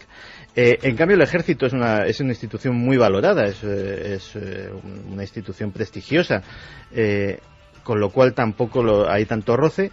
Y básicamente la policía ha desertado por completo de todos sus puestos. Pero sí se sabe que han matado a varios agentes de prisiones que estaban protegiendo la cárcel, que eso sí que han muerto a manos de los propios insurgentes. Y luego que consideremos que hay muchos tipos de policía también en Egipto, es decir, no solamente esos funcionarios de prisiones, la policía secreta y la policía de antigüedades, que estamos acostumbrados a verlos vestidos, blanco. Exacto, impecablemente de blanco y su boina negra. Y que son los que controlan el acceso y el tráfico de turistas y son los que ayudan al extranjero a manejarse por las calles y por los monumentos de Egipto. Si esta policía ha desaparecido, la sensación de desamparo en la que están muchos compatriotas nuestros en estos momentos y extranjeros de otros países que han ido a maravillarse con ese país, pues me la puedo imaginar perfectamente. Vamos a ver que ojalá no se desborde este cauce y tengamos buenas noticias. Lo que está viendo, Iker, es muchas manifestaciones por parte de egipcios en los países donde están residiendo. Ya hay imágenes en Nueva York de 2.000 personas que están apoyando a las personas egipcias, que ellos son egipcios y viven en Nueva York. En Londres también. Santi me decía también. Sí, en Líbano hay manifestaciones también a favor de los rebeldes de Egipto, y básicamente en todo lugar donde haya una colonia egipcia se están empezando a montar estas. ¿Se sabe algo del museo ahora mismo, de las valiosas colecciones de dentro? No hay información sobre eso. La información que se repite una y otra vez es la del asalto del viernes por parte de esos 9 desconocidos que no han sido todavía identificados, aunque sí dicen que detenidos por los soldados, y no se ha hecho tampoco ninguna valoración de daños, no se ha especificado con precisión qué piezas se han destruido. La información sigue siendo ambigua, sale como a borbotones, pero después no se hace un seguimiento. Y lo de cortar internet como una primera precisión casi quirúrgica para dejar a un país en apagón, ¿no? En fin, está ocurriendo y seguimos en permanente contacto porque es nuestra obligación. Que va a seguir pues dando mucha polémica, porque ya dicen los últimos teletipos que nos llegan a la radio, a la cadena SER, es que los disturbios en Egipto han provocado escasez ya de combustible en la franja de Gaza. Con lo cual esto empieza a extenderse y veremos, porque con el combustible ya sabéis que también hay mucho follón. Estaremos muy atentos. 3:34. En unos instantes va a sonar el piano característico de don Santiago Camacho, porque él tenía preparada su sección, que sabéis que a veces pivota entre Wikileaks, conspiraciones españolas, o conspiraciones así, a lo grande. Y lo que trae tiene que ver y demuestra cómo está el mundo. Un mundo paralelo al nuestro, que no es físico, que es digital, pero que existe, que se transmite, que lleva información y que a veces conduce a la guerra. O sea, parece que ni pintado. Guerras de hackers entre países, guerras invisibles. Santiago Camacho.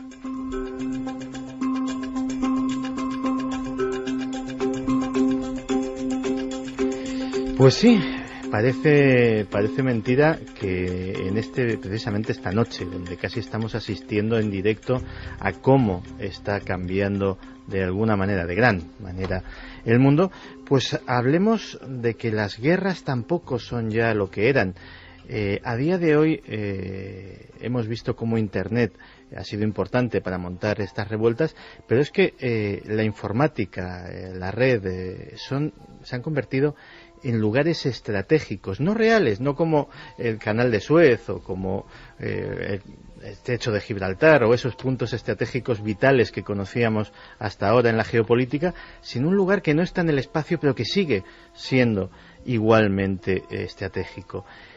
Y a raíz de eso ha nacido un concepto absolutamente novedoso, que es el de la ciberguerra. Porque bueno, habíamos hasta ahora oído hablar de hackers, de seguridad informática, de virus, de gente que más o menos con tales o cuales fines intentaba meterse en los ordenadores de los demás para espiar o para sabotear, pero la parte novedosa del concepto es que instituciones o países ya tienen grupos selectos formados específicamente para labores oficialmente defensivas y extraoficialmente ofensivas hacia sistemas informáticos considerados como enemigos. Ejemplos ha habido muchos. Yo creo que el más importante fue una cosa que se llamó la Operación Aurora. La Operación Aurora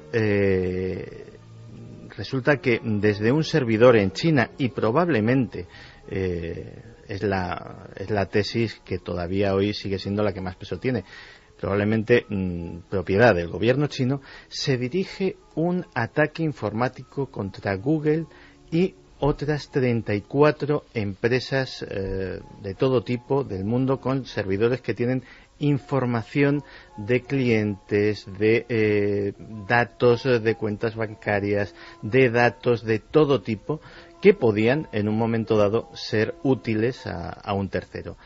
Empleados de esas 35 empresas reciben en su día un correo absolutamente inofensivo, en el cual se les pide, pues oye, que si queréis ver tal cosa, pinchad aquí y ved el archivo.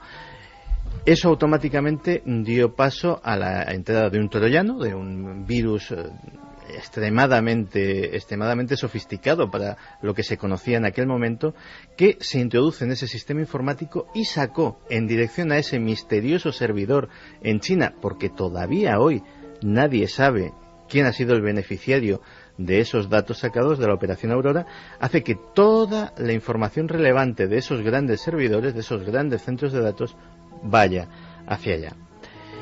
El siguiente caso, realmente curioso y realmente inquietante por las consecuencias que pudo haber tenido, es el del virus conocido como Stuxnet.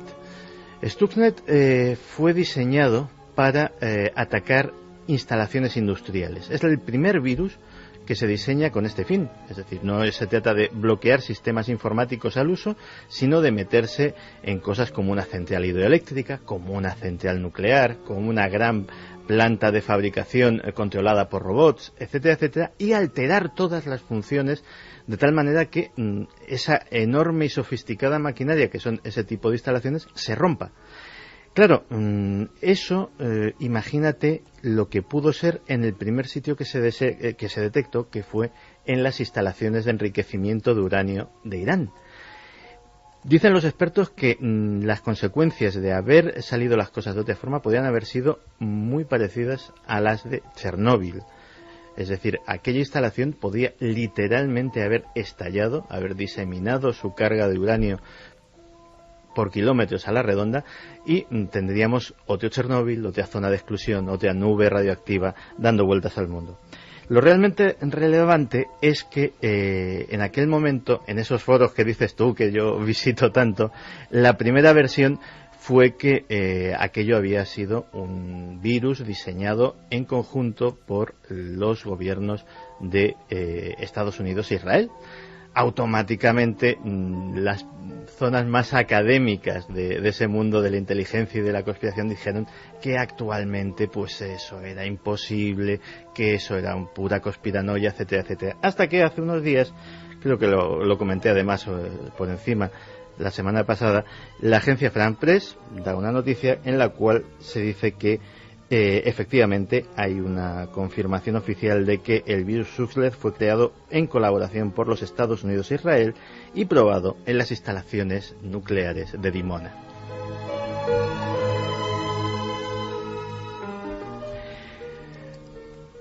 Pues otro sitio caliente del planeta es la frontera entre India y Pakistán.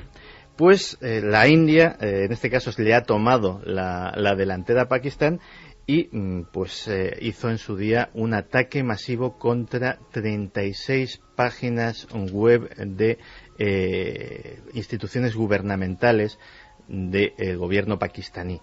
En este caso no se trataba ni de bloquear nada, ni de sabotear absolutamente nada, pero sí de dar un golpe propagandístico importante. Es decir, esas páginas fueron secuestradas, fueron de tal manera que cuando se intentaba acceder al Ministerio de Hacienda pakistaní, a cualquier servicio absolutamente normal para el ciudadano, de repente salía un mensaje del cibercomando del ejército hindú diciendo que esta página la hemos secuestrado. Básicamente era un golpe psicológico. Era decir, bueno, podemos meternos en vuestros ordenadores cuando queramos. Aquí también, en esto de la ciberguerra, funcionan los elementos propagandísticos. Y, por citar solo 4 ejemplos, el último lo tenemos en Estonia, que en 2007 sufrió un ataque muy parecido a este, pero en vez de ser inofensivo y atacar las páginas web, lo que hizo fue bloquear los sistemas informáticos de todos esos puntos vitales del país durante una serie de horas. Al principio las relaciones entre Rusia y Estonia no eran precisamente buenas en ese momento. Se achacó que podía haber sido cosa del gobierno ruso, pero al final parece que surgió un culpable al que se le multó con $1.500 y la cosa pues se dejó pasar. El último dato que te doy es que la cosa es tan sumamente seria a día de hoy que el Departamento de Defensa de los Estados Unidos ha anunciado la creación de un nuevo y maravilloso y absolutamente moderno, en un búnker a prueba de todo, cuartel general para su cibercomando de las Fuerzas Armadas. Y que la Agencia Nacional de Seguridad, la NSA, también va a crear, se ve que le ha dado la envidia, un centro semejante que va a costar la friolera de $1.500 millones. 3:43, suena la guerra de los mundos y mundos cibernéticos en conflicto. Eso desde luego lo ha contado nuestro compañero Santiago. Por lo menos ha conocido noticias de que a principios de año, el día 3 en concreto, cientos de pulpos aparecían muertos en las playas de Vilanova de Gaia, en Portugal. Dicen que las fuerzas de seguridad, la policía y bomberos, sobre todo, han recogido más de 600 kilos de estos cefalópodos, que además han dicho a la población que por favor que no consuman pulpo porque todavía no saben las razones de la muerte. Fue José Nogueira, un pescador que vive cerca de esta playa, el primero en dar la voz de alarma cuando va hacia la playa y se encuentra con cientos de estos pulpos muertos. Iker, 600 kilos, recordemos, y todavía no se saben, no hay ninguna hipótesis aún sobre por qué murieron.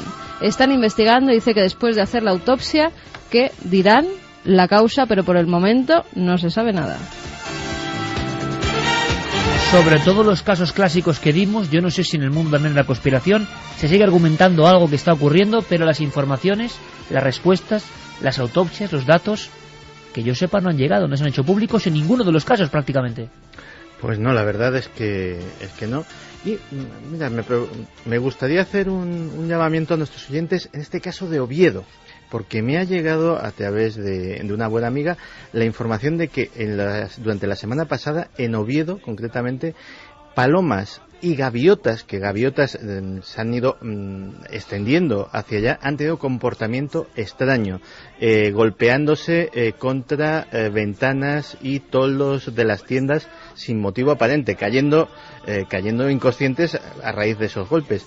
Pues si alguien de Oviedo nos puede confirmar por vía SMS o por vía mail esta circunstancia, pues le estaría yo muy agradecido. Y más cosas. Sirius de Torrevieja nos decía que en la Albufera de Valencia se encontraron hace un mes toneladas de peces muertos, que nos enviará las imágenes. Albufera Valencia, a ver si también nuestros oyentes tienen más datos o incluso fotografías que nos puedan enviar. Y la prensa local de Castellón publicaba que a primeros de año, coincidiendo un poco con los sucesos de Arkansas, cuando no fueron tan divulgados, también hubo una mortandad de pájaros detectada en la provincia. Es decir, que hay una información subterránea local que todavía tenemos que explorar. De los pájaros sí que han dicho, después de hacer la autopsia a muchos, los primeros, los de Arkansas, si no recuerdo mal, que había sido por los cohetes. Han afirmado esa hipótesis. Se ve además la fotografía de muchos de esos pájaros muertos, completamente abiertos, a los que han realizado la autopsia. Las fotografías, la verdad es que son impactantes, y a uno de los científicos estudiando los órganos minuciosamente, llegando a la conclusión de que habían muerto por shock, por haberse estrellado contra los tejados, contra las casas, asustados, o que habían perdido el norte precisamente por los fuegos artificiales, los cohetes.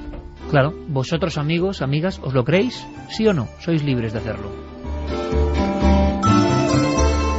3:47, última franja. Testimonios, preguntas, sugerencias de nuestros oyentes. Marcela decía: lo que han hecho en el Museo del Cairo sí que es un sacrilegio y terrorismo a la historia del mundo. Ana nos dice que es terrible lo que está pasando. Si se destruye la historia, nos destruimos a nosotros mismos. La desesperación hace cosas terribles. Pablo desde Alicante dice que recuerda una promo de una película, creo que Independence Day, donde salían avances informativos anunciando una oleada ovni a nivel mundial. Yo era pequeño, me lo creí y sigo recordándolo con temor. Bueno, ese fue el inicio de otro pequeño brote en los años 90, ¿verdad? Sí, Independence Day tenía esa escena que nos dice nuestro oyente, pero también la tienen otras películas clásicas antiguas. Yo recuerdo, por ejemplo, Ultimátum a la Tierra, que es una película de 1951 de Robert Wise, que recomiendo, mucho a nuestros oyentes, y en la que el arranque son varias noticias, incluso Egipto, si no recuerdo mal. Había un grupo como de musulmanes en torno a una televisión que observan atónitos las imágenes de ovnis sobre los puntos neurálgicos del planeta. Yo quiero recomendar una que os va a encantar si la recuperáis, y hoy es posible.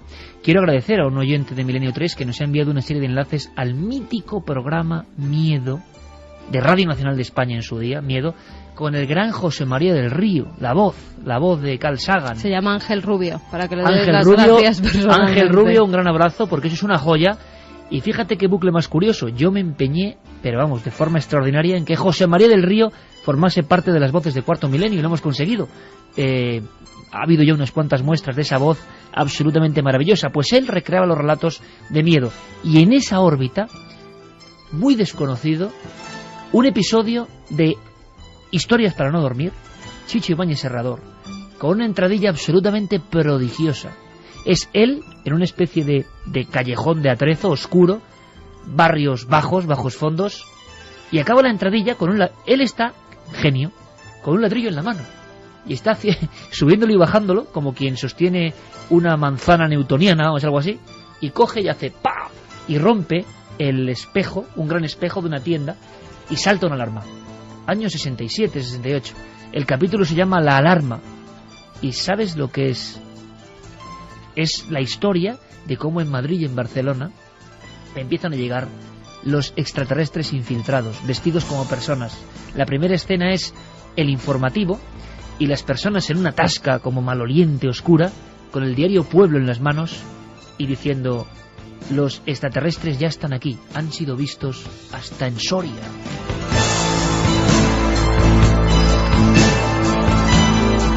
Y es que coincidía con la famosa oleada del año 68 en España, ¿no?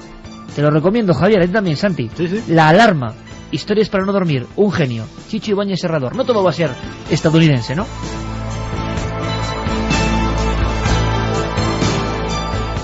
Nos dicen también tendrán que ver las muertes masivas con el cambio de conciencia planetaria, Índigo y Cristal. Me gustaría vuestro punto de vista. Yo la verdad es que no sé nada. Conciencia planetaria. Pues, de los niños índigos, se ha hablado mucho de ellos, los niños de cristal, ¿no? ¿Pero Índigo y Cristal es la firma? ¿O hablan de...? No, hablan de Índigo y Cristal. Como una nueva humanidad. Claro. Yo creo que es uno de los fenómenos, Javier, quizá tú sabes más, Santi. Bueno, está muy adscrito que se ha quedado un poco atrás, ¿no? Sí, bueno, está muy adscrito a movimientos Nueva Era. Se sigue publicando muchos libros ¿Qué eran los niños índigo? Sobre los niños índigo. Bueno, en titulares sería los niños con una capacidad intelectual, una capacidad sensorial superior y que estarían marcando un salto de evolución genética en el Homo sapiens. Cualquiera que tenga niños siempre piensa que son superiores a sus padres y no digamos ya a los abuelos, a los antepasados. Supongo que es una manera de ver cómo nuestros descendientes mejoran la especie, al menos queremos creer. Dos últimos de la encuesta. Venga. A ver, ¿cómo decís que ha quedado? No mires. Claro, es que hemos dado unos datos, claro, 67%. Casi, 66,8. Han bajado un poquito, 66,8. Que los ovnis son extraterrestres.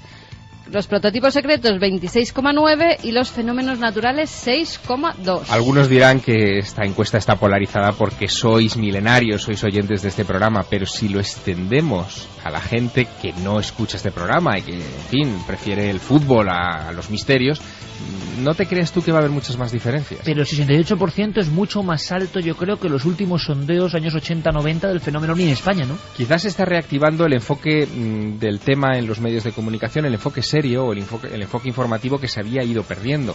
Lo que está ocurriendo en Argentina y lo que nos han contado los corresponsales nuestros allá es precisamente eso, que grandes diarios como La Nación, Clarín, no tienen ya reparo en publicar noticias sobre ovnis o información sobre ovnis o incluso hablar de el hackeo a la página web del Ejército del Aire argentino, exigiendo más libertad de información en torno a este tema.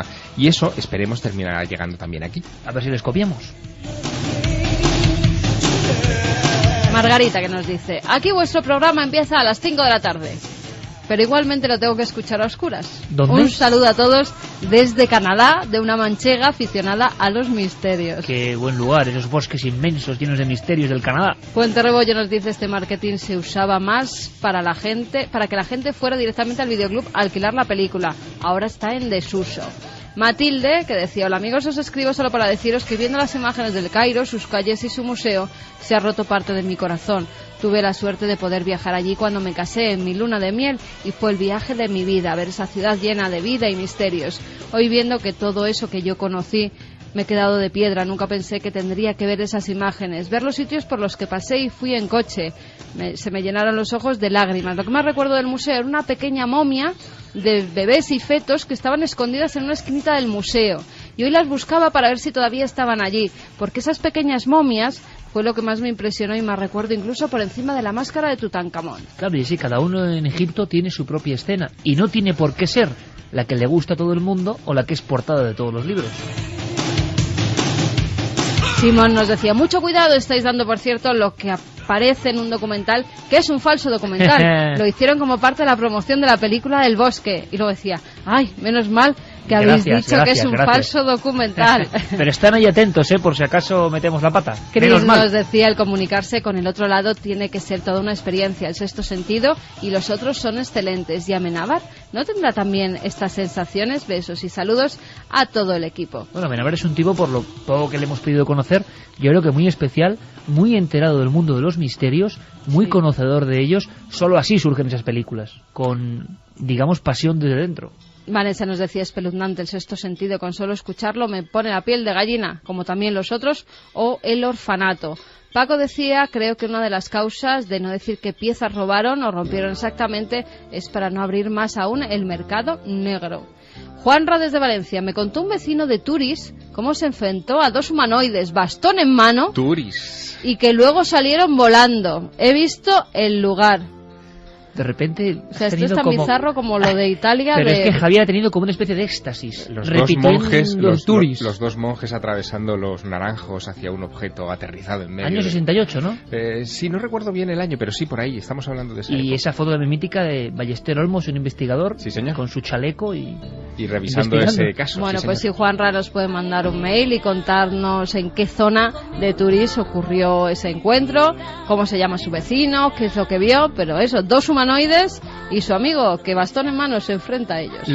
El dato que no me cuadra es lo de bastón en mano. No, a mí tampoco. Como el tío Lavara, una cosa... Sí, bueno, pero es que un auténtico tío Lavara, pero auténtico, ocurrió en las Urdes, el tío Mona, que le llamaban así, que yo no le quiero contar antes porque estábamos en otro ambiente, pero ahora me lo puedo permitir. Y se contaba en las Urdes que ve un niño que le está fastidiando el sembrado. El sembrado en las Urdes, vamos, es como oro, porque es como esta mesa de grande. O sea, claro, es un potosí porque es una cosa muy pequeñita que los jurdanos le han arrancado a la tierra. Y ve una especie de niño, decía el tío Mona, con la cabeza como muy gorda, que estaba ahí andando con un traje ceñido y le fue con un pan candeal jurdano, un pan que es como una especie de escudo, y le metió un garrotazo con el pan en la cabeza al niño, que salió corriendo. Pero es que el niño salió corriendo y luego ascendió una especie de objeto, decía él, como un globo, con un chiflido de globo, y se fue hacia los cielos. Qué escena, ¿eh? Por eso han tardado tanto los ovnis en regresar. Hay que sentirse y ser amateurs, ¿no? El que ama lo que hace. El que ama lo que hace, sí, señor. Bueno, pues nosotros seguiremos aquí porque lo amamos, ¿no? Hombre, eso por supuesto. Seguiremos aquí si los ovnis, el mundo y el cosmos lo permiten. Ha sido un placer. Todo el equipo. Carlos Largo, Fermín Agustí, Coque, Peinado, Noel Calero, Santi, Javier, Carmen. Mañana nos vemos en Cuarto Milenio. A las 12, Lobos. Una escena que no vais a poder olvidar fácilmente. Ahora la información, como siempre, al minuto en la SER.